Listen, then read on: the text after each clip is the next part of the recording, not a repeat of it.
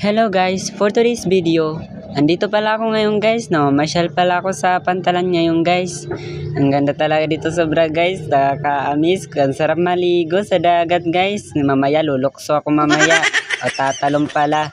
Kaya naisipan ko na lang dito tumambay kasi ang ganda. Kaya mamaya tatalon na tayo.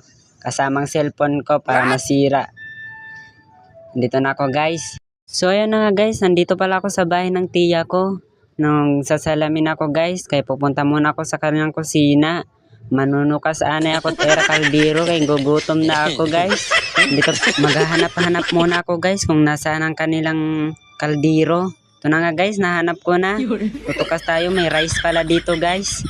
At saka ulam linasong tanglad. Ito na guys. Kala ko kasi masarap ang ulam, tanglad pala na linaso guys. Ito na guys. Ito nga meow meow meow meow. Nanharaw pala ako guys, oh, ang tao. So ayun na nga guys, nakauwi na ako dahil katatapos ko palang manukas ang kanyang kaldero. Kasi so takbo na tayo guys papunta sa bahay dahil umulan na, kasalanan ko sa dahil na naharap kaldero. Okay guys, thank you for watching.